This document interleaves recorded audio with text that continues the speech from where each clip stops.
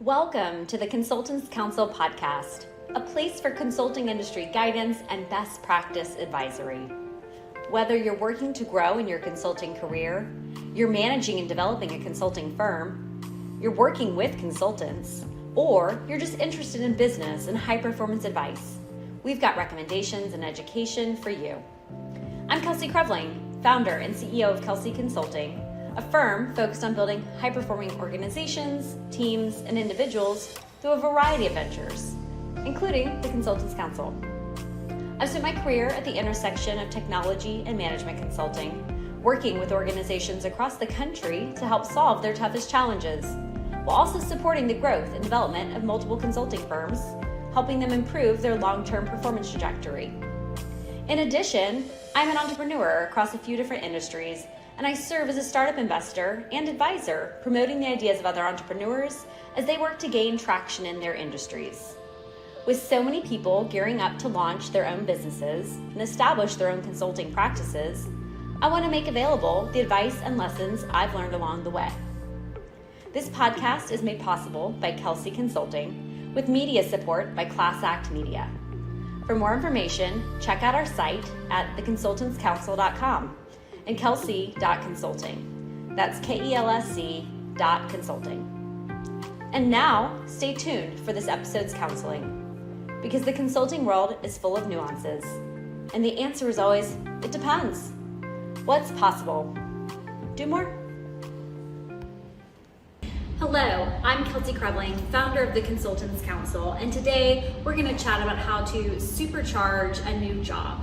How to hit the ground running and make the first 30, 60, 90 days super successful. So there's a reason why on job interviews, a really common question is, tell us what you would do in your first 30 days, or tell us what you would do in your first 60 or 90 days.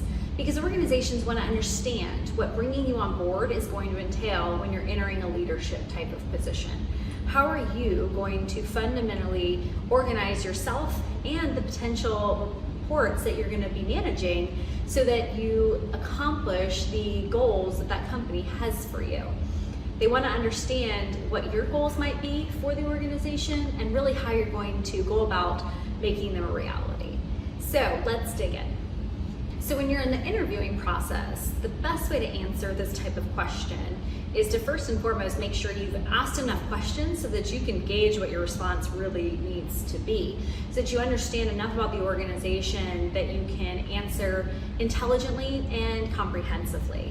That doesn't mean you need to be prepared to give a super in-depth response and detail every single consideration and component, because you haven't yet joined the organization. Also, you want to make sure you're not giving away too much know-how and insights into how you would arrange and align things for the organization that then they can just take and run with without you. So it's a fine line to strike. That said though, the best way I typically find to answer this question myself when going through the process, but also when I'm interviewing others, what I like to hear is I want to know that they're being thoughtful and considerate around how they would align themselves and how they would get to know the team members and those that they're going to be interacting with. I want to know that they're going to understand and spend time working to evaluate the organization and understand the different components of it, and really getting immersed in all of the different facets of the organization to make sure that they can then create a successful game plan. So usually something along the lines of, first and foremost, wanting to listen and understand, meet with the team, meet with different team members one-on-one, really get a good barometer on what's occurring within the organization and how the organization functions. That's really the first and foremost consideration when going into a new organization, the first couple of days, week or two. After that, starting to really assimilate what your future state strategy would look like, what you think the challenging areas are, what you think the opportunity areas are, and how you then would go about enacting game plans to take action on those components. And then in the long term, in the 90-day time frame, really taking a look at what technologies need to be implemented or selected or changed, people, cultural changes, and some of the things that take a lot more time to put in place. That's really on the longer horizon. But really, when you're first getting started with an organization and that first 1, 2, and 3 month time frame, it's get to know and understand the organization, create your future state strategy and structure, and then begin enacting your game plans around that. Also at the 90-day mark, you really can start to pivot and evaluate, is your original evaluations and considerations that you gleaned in your first couple of weeks still active, or do those need to be adjusted? Is your approach functioning, or do you need to make some tweaks and changes? Being open-minded and willing to continuously pivot and shift your approach as necessary to react to the environment that you are within is critical. And so when you're going through interviews, I do recommend keeping your responses a bit more high level, a bit more theoretical in nature, because you haven't yet gotten all the details that you need about the organization to know exactly how you respond in the immediacy of working with them. But you should know enough about general good best practices to be able to craft a compelling response to how you would conduct yourself in working with an organization. So spend some time thinking about what's most important to you when you go into a new job. What do you want to know, understand, and learn? How do you want to make a difference? What is it that you've been hired to do? Are you going to be managing people or managing processes, or being a individual contributor who's responsible for your own activities that you've been hired to do? Are you going to be in a leadership position? Are you going to be in a kind of staff position? All of those different considerations will adjust the way that you hit the ground running, but spending time before you go through an interview and thinking about, okay, if I were to enter this job, what would I need to do in order to ensure my success in that position, and to make sure that the client is, or the organization that you're joining is happy and feeling good about bringing you into the organization, will be a really great way to make sure you're appropriately prepared for interviews, but also then when you get the job, that you've already got a game plan kind of running in the back of your head of what and how you will execute. I also feel it very helpful to ask your interviewer what they would like to see you do or implement or accomplish in your first 30, 60, and 90 days. What are the key barometers of success that they're going to utilize in order to evaluate how you're performing? Knowing what those are really helps inform you as you're preparing for a potential job and determining, is it something that you would want to take on and be a part of? If they've got completely unrealistic expectations for how you're going to be measuring success and how you would have to perform in that position, it might not be a great fit. Whereas if they've got maybe a low bar of expectations and that feels almost too easy to achieve or obtain, that might be something that you want to counsel them on and say, hey, I think we can do more than what you're outlining here. I like where you're going with this, but I think there's some other things that I would like to see us also put into place. Having a comprehensive understanding of what the organization that you're interacting with is going to evaluate success as, how they're going to see it, and then what they're going to be expecting of you as you enter an organization will definitely go a long way towards making sure you make an informed, great decision about coming on board. It'll also help your interviewer feel really confident and comfortable that you're somebody who can step into that position and be a great champion towards what it is that they're trying to accomplish. All right, so we're gonna pivot a little bit into just exactly what I would do coming into a new position and into a new organization. So first and foremost, throughout the recruiting process, I would be doing my due diligence on the organization and on the key leaders within that organization. If you want more info on how to do due diligence, we have a whole session on what that looks like and kind of how to go about doing your necessary research. But as you are now gearing up to start with a new organization, how can you really make sure that you're well prepared? So I think one of the first things I like to do is spend time with my direct leadership, who are the people that I'm going to be reporting to or accountable to. If I'm taking on a position where I'm going to be managing others, I want to know that as well, and who are my team members going to be. And then really setting up time with each of those different kind of groups of people or stakeholders, if you will, so that I can get to know them, get to understand what their priorities are, get to understand what their challenges are and limitations, and really just kind of get a pressure kind of gauge of how their area of ownership is operating, what's going well, what could be improved and optimized, and where they really feel like they need my support or help or assistance. The same skills that I deploy on client assessments when I'm going in very quickly and having to assess an organization, meet with leadership, meet with different individuals and stakeholders and team members, and create a complete comprehensive picture of how things are performing, where there's opportunity areas, and where we're going to take action, are the same skills that I use when I go into an organization in a position internally, when I'm actually going to work for the organization. The ability to quickly assess and evaluate the organization's politics, the organization's communication style, the organization's way of interacting and managing and running meetings and handling internal technologies and systems. All of those things are going to inform how you need to navigate that organization to be successful. And so in the very beginning, I think kind of floating gently across all of those different areas, not yet making firm evaluations or assessments, but really just kind of gathering information and using it to inform how you're then going to respond and how you're going to conduct yourself and what actions you're going to take, is a super critical skill that I think a lot of people don't spend time appropriately cultivating. They go into an organization and think, this is my job description, this is what I have to do, and I'm only gonna focus on this, and I'm not going to kind of sit back and observe. Due diligence and observation skills are incredibly critical to going into new organizations, whether you're going in as an employee or going in as an outside consultant.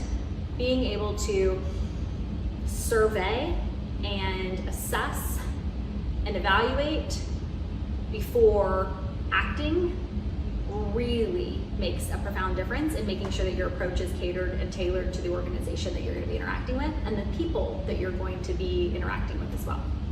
So once you've got a good gauge on the organization, the people that you're going to be working with, the challenges and successes that are underway, the opportunity areas, the ways that the organization makes money, the different business units, you've really understood, what are the strengths and also the challenges, you're ready to start crafting your approach and developing exactly what and how you're going to operate.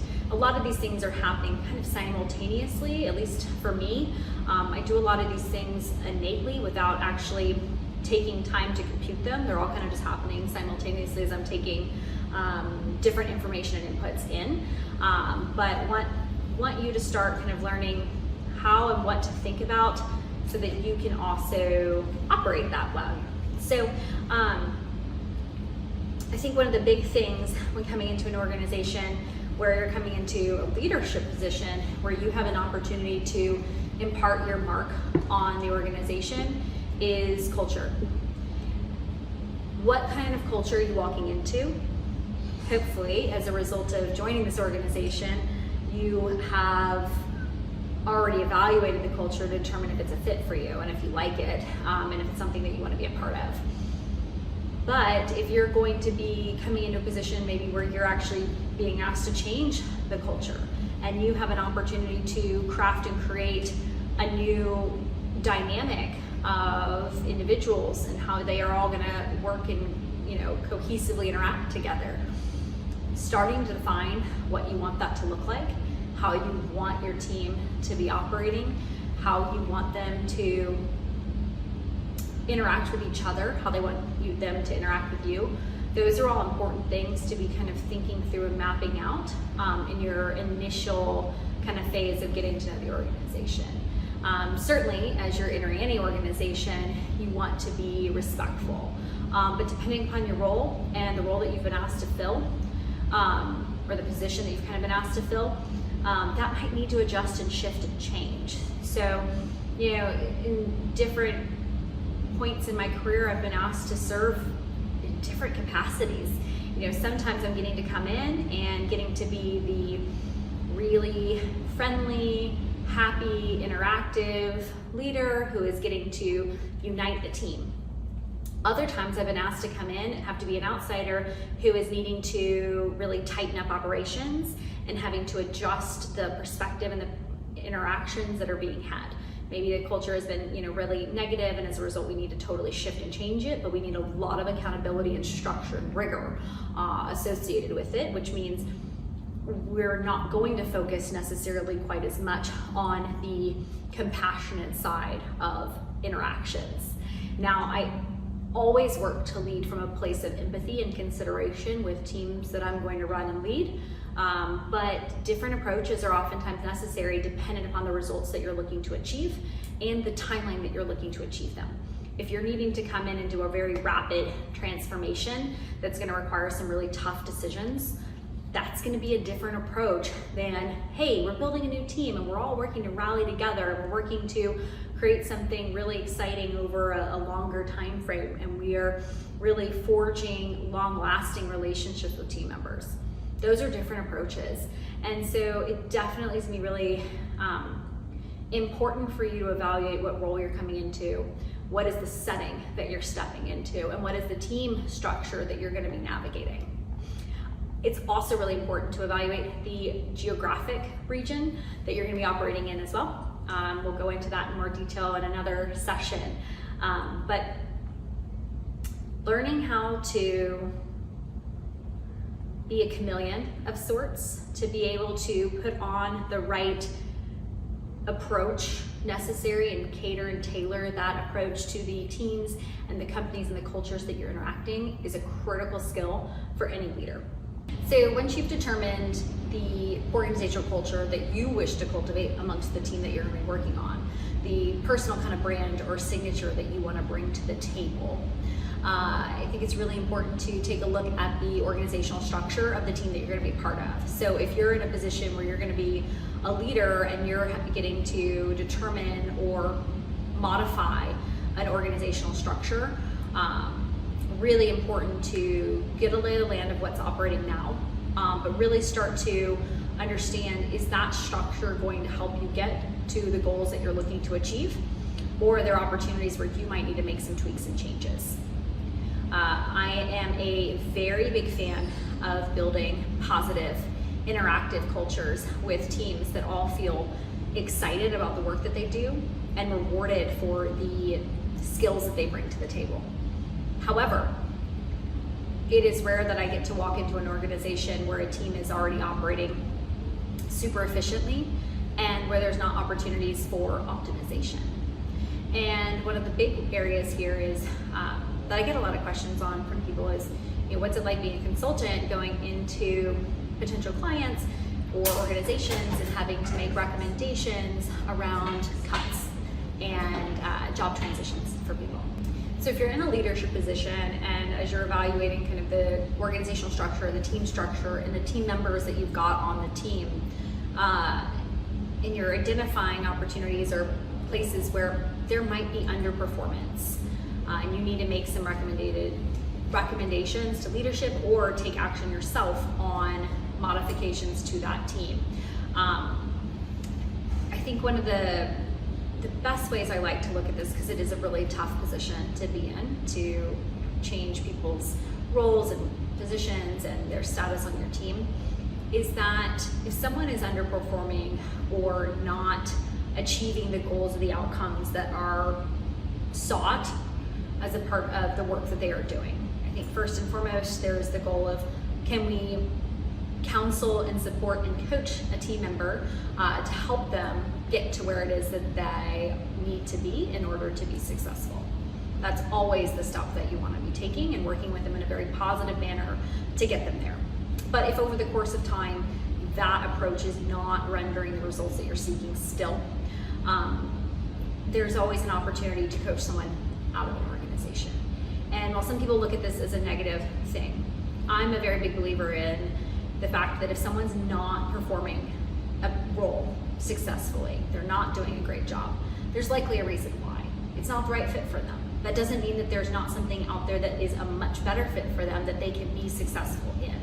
And so I really see job transitions as an opportunity to help people find another opportunity that might be a better fit for them, that they might enjoy more, right? Because if someone's not doing a great job in their role and they're not open to being coached and seeking ways to improve their outcomes, they're likely not that happy in that position. It's likely not the right fit for them personally, not just for the organization. And so really helping them explore that and determine what might be better suited for their skill set and their knowledge base and their interests. I personally think that that's really a win-win opportunity to be able to help match people with their native skill sets and with the things that they want to be doing and pursuing. All right, within the first couple of days, weeks of starting with a new position, once you've really gotten the lay of the land, I also really like to take a look at the meeting structure. How is the organization or the team that you're going to be working with interacting together? What meetings do they have in place right now in order to collaborate, communicate, and convey information and to make decisions and move processes forward? Getting a pulse on what that looks like, going to each of the meetings that are kind of in place and getting a good sense of what those are and what's accomplished during them helps you to understand and evaluate how you would optimize that structure into the future.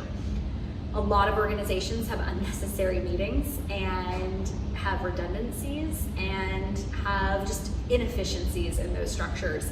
And a lot of meetings can be cleaned up, shortened, reduced in terms of frequency, or changed in terms of focus, or just really refocused so they have very clear agendas and expectations as a result of them. So making sure early on that you're really getting involved in what those meetings look like, how you're going to have them organized, who's going to be leading them, and taking it as an opportunity to really kind of adjust, modify, and change that structure to achieve the outcomes that you're seeking. Doing this early on as you're joining an organization, not right away because you need to first understand what's in place, but early on will really help optimize those structures and how you're interacting with team members, and making sure that you're not having those unnecessary time wasters in the week. When it comes to meetings, I'm actually a very big proponent of less meetings and having them very time bound within the week so that they allow for focused work outside of meeting times. Meetings oftentimes just explode and people think, oh, we just need to have a meeting. Or they can be at any point in time throughout the entirety of the week of 40 hours. That is incredibly inefficient. It does not allow for appropriate focused time to get the work done that one needs to actually accomplish, and it leaves people completely burned out. And so something that I've really implemented over the past many years is a focused schedule where I only schedule meetings, standing meetings on Tuesdays, Wednesdays, or Thursdays between the hours of about 10 a.m. and maybe 2, 3 p.m. depending upon the number of meetings that we have. Keeping meetings to that core portion of the week enables a lot more focused time on Mondays and Fridays to accomplish other activities, to deal with urgencies as they arise, and to allow focused, functional work to be done in an orderly fashion. So for example, I'll structure team meetings as well throughout the week so that they progress in terms of expectation, where early on the week it's a quick status update or pulse check on how things are occurring or how a team is interacting, whereas by the time we get to Thursdays, it's a time for reflection or an all-team meeting or leadership sharing expectations. By progressing your meetings throughout the week, it enables the ease of progression of accomplishments throughout the week too, so that you're not trying to have like a check-in meeting on a Thursday and then like a full progress, a status update meeting on Tuesday that hasn't progressed, at least in my head, in the right order. And it hasn't allowed you to be appropriately prepared for that Tuesday meeting because you're now dealing with the whole weekend in the mix. So I generally like to have meetings structured in a way that are less frequent, much more focused, very clearly owned and outlined with key accomplishments and expectations. All right, so once you've really worked to identify what your culture is going to be, work to evaluate the organizational structure that you want to employ, and work to evaluate the meeting structure and how you want to really organize your team in order to interact effectively and efficiently. One of the other top things I really like to be doing kind of in my first couple weeks, once I've gotten my bearings and really understood the environment that I'm going to be navigating, is really begin to set expectations with the team members that you're going to be working with and managing. Working to help them understand, what they can expect from you as a leader, what and how you communicate and how you interact, and what you expect of them. Once you've really gotten to spend time getting to know your team members, know their goals, know their priorities, know their skills, it really is appropriate to then make it very clear and transparent what you expect of them, how you're going to be working with them, what standards you're going to be holding them to, and how the team is going to continue to function. So while expectation setting isn't necessarily something that you're going to be doing when you first walk in the door, that would be very tough to do, other than, hey, give me a moment to get my bearings and get to understand you all, get to navigate how we're going to operate here. It does become very critical then, once you've gotten that structure in place, to make sure that everyone on your team is appropriately aligned and that they understand what they can expect from you. This goes for not only your team members that you're going to actively be managing, but also for your colleagues that you're going to be working with. If there's other managers, directors, executives that you're going to be interacting with on a regular basis, it's really appropriate, once you've gotten to know and meet them, to be able to set expectations with them as to what they can expect from you. How can they anticipate operating with you? What are the goals that your team is going to be working to achieve? And how can y'all collaborate efficiently and effectively in order to get to the goals and the outcomes that you're seeking? In addition, also appropriate to set expectations now with your leadership of what they can expect from you, what you've been able to gather and assess and evaluate, and what is it that you're going to be putting in place in terms of next steps and how you're going to be operating. These are the things I'm going to be doing, these are the steps I'm going to be taking, this is what I'm going to need from y'all and the support that I require.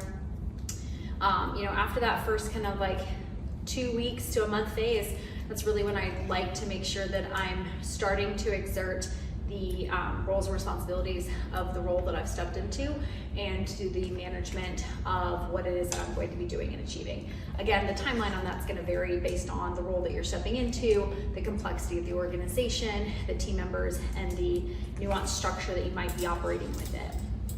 All right, so as you're moving into month 2 of a new position, you've worked to know your colleagues, to build relationships with your peers, to build a foundation of trust with your team members, and a environment of engagement with your leadership teams. You're really ready to start evaluating all of the processes and protocols and operations of the role that you're going to be operating within, and to really start to optimize what those might be.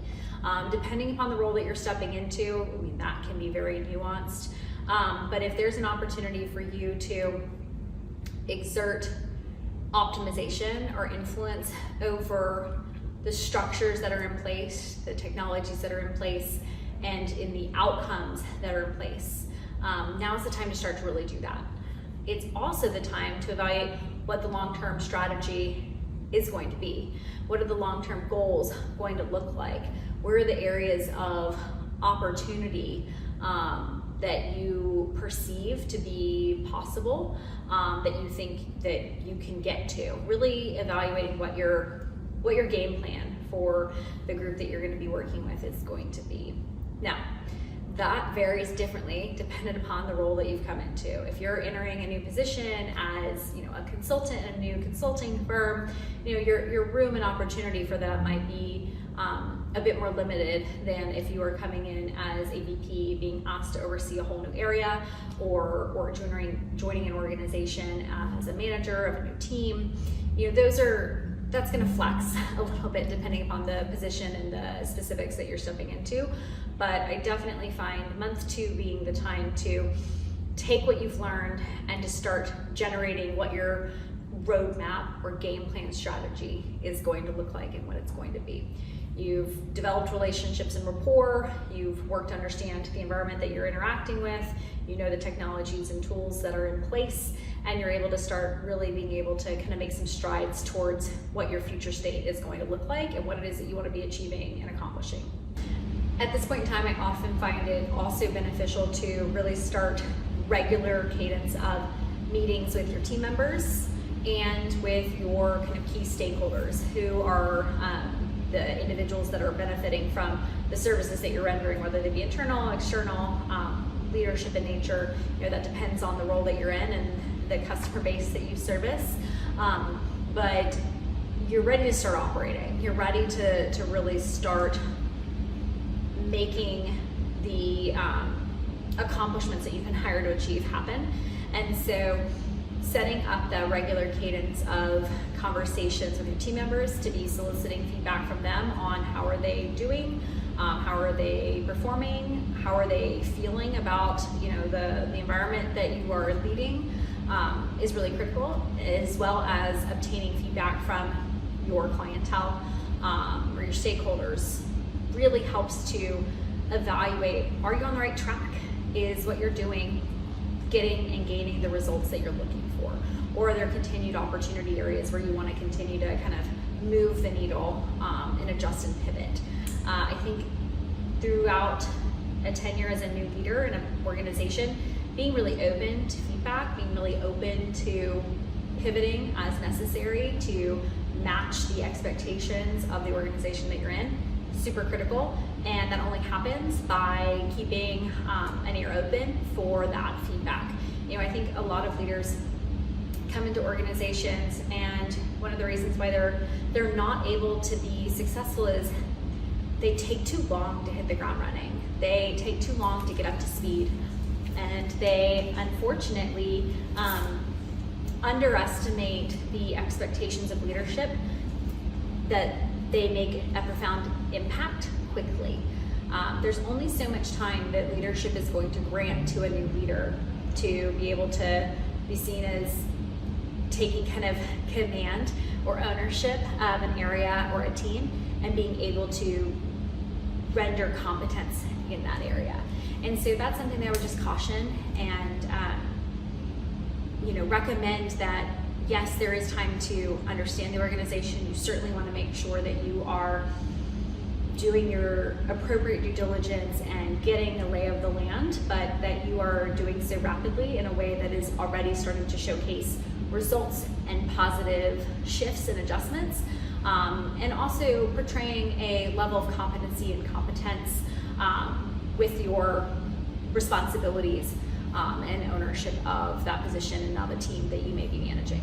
Also, with regard to kind of leaders taking a little too long to hit the ground running and get going in a new position, you want to use the momentum that you've gained as a result of joining an organization. Change is hard.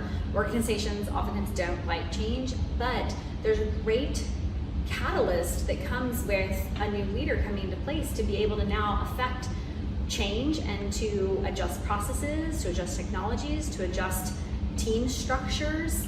And you don't want to lose that momentum when you come into an organization. So yes, take time to get up to speed, but then be prepared to make some radical shifts if necessary quickly. Because if you don't, then you lose that momentum and it becomes much harder the longer you've been in an organization to affect change. It's actually one of the reasons why organizations oftentimes do look to consulting firms in order to help them shift in how they operate. Because it's very difficult to affect change once you're already inside an organization and actively operating. You already have an approach, you already have a process, everyone's comfortable with it, and they don't want to shift and adjust what it is that they're working on or doing. Whereas you bring in a consulting firm or a new leader, and they're able to quickly assess and evaluate how that organization is performing and to make radical shifts and adjustments necessary to pivot.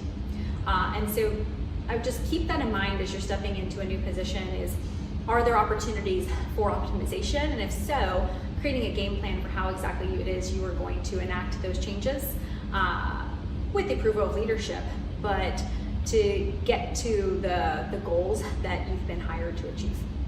All right, and as I'm rounding kind of the corner on month 2 into month 3, I'm really taking a look at my team's reporting and how it is that we are communicating our results to leadership, to external stakeholders, to our colleagues and peers, and internally. We've gotten a chance to see how we're operating, we've gotten a chance to see how we're performing and what it is that we're delivering upon, and it's really time to be able to start promoting that, to see where there's areas for us to radically change or shift and adjust. We're taking those steps, but then we're also really taking the time to bolster and build awareness internally within our organization as to what our team does, who we are, how we're performing, and if there's opportunities to showcase that progress.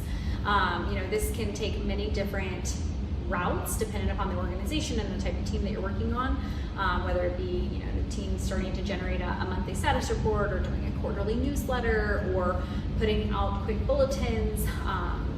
That totally depends on the organization that you're working within. But really taking time to take a look at the persona that your team has and the reputation that you're working to build for that team within your organization, and look at opportunities to continue to bolster that reputation, because that's going to showcase to leadership what your team is doing, how it is functioning. And guess what? When your team is well known for a good reason, as in you're performing well, that goes a long way into the budgets that you obtain, into the opportunities for continued advancement of team members, for opportunities for growth of team and new responsibilities and new projects that you get to take on. So taking an opportunity to really bolster that reputation goes a long way, and that's something that I definitely like to focus on as I'm rounding the corner of month 2 into month 3. Now, I'll be the first to tell you, these are all things, whether it be from the very get-go through month 3 and then forward into the future, that are running on the background, kind of on autopilot in my subconscious. They're all things that I'm kind of computing all at the same time as I'm having different interactions and really working to craft my approach with an organization. But taking the time to pull them out and parse them out and really think critically about each of them will help make sure that as you're gearing up for a new position, you're ready for it. If this is not something, if stepping into a new organization is not something that is familiar to you, it's not something that you've had to do many times in your career, it can feel uncomfortable. It can really be hard to navigate. And so my goal with this session is really to help you get fluent in how to step into an organization or step onto a new project team or step into working with a new client with ease. Because the more comfortable you get navigating new interactions, new teams, new clients, the better you'll become at being able to quickly craft your approach, adjust your perspective and how you interact, and lead it successfully. So goal here being that the teams that you work with are able to achieve their goals. And with that, I really hope that getting a clear picture of how I would step into an organization and kind of the key critical things that I'm keeping in mind throughout that life cycle of getting started, hope it's helpful for you. All right, and on a final note with regard to starting with a new organization and stepping into a new position, I want to focus a little bit on the politics at play as you're navigating your relationships. I always like to enter an organization with an open mind. If you're interested in how I specifically handle diplomacy and communications, there's a whole session on that you can dig into, where I talk about my approach to navigating new relations and interactions. But joining a new organization, you're coming in as an outsider. You are stepping into a new culture, a new environment, a new way of doing things, and maintaining A, an open mind, and B, a positive, can-do, diplomatic mindset will go a long way towards making sure you get off on the right foot and are able to build great relations. So I definitely am always optimistic anytime I'm interacting with new individuals. Keeping that in mind as I go into those interactions is certainly very profound for making sure that I'm going to be able to collaborate and communicate positively and productively. but then also really starting to kind of just weigh and evaluate the individuals that are going to be great champions and cheerleaders of the work that you're doing and of the work that your team is doing. Kind of starting to gauge that early on is really critical, because when you need to gain and garner support for maybe specific efforts or specific budgetary approvals, or you want to get something achieved or known or seen, building those positive relations with all the different teams that you're going to be liaising and working with will go a profoundly long way in the success that you're working to achieve. So, organizations are rife with challenging personalities and difficult interactions, and I think that is often the product of teams not feeling safe, of being penalized for the results that they achieve or the work that they do, or everyone kind of feels like the other team members are out to get them and they're being pitted against each other. That is never an environment or culture that I like to build. I always work to build one on collective and team success and look what we can all do and achieve together. However, that necessitates building really positive relations with all the different teams that you work with. And you get to do that by coming into every conversation from a position of consideration and diplomacy and focusing on what it is that we can do and achieve together. So again, if you'd like to learn a little bit more about my specific approach to how I navigate those type of relations, go check out diplomatic conversations and challenging communications.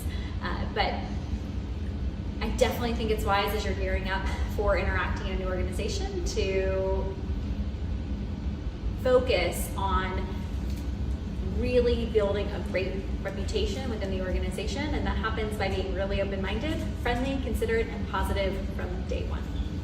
All right, so if you are gearing up to start a new position or to even just evaluate a new organization, you're going through the interviewing process, I hope that this session on how to really hit the ground running to evaluate your first 30, 60, 90 days effectively is helpful as you make that transition.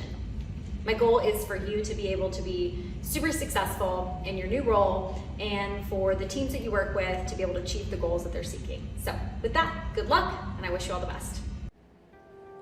And that's a wrap on this episode of the Consultants Counsel.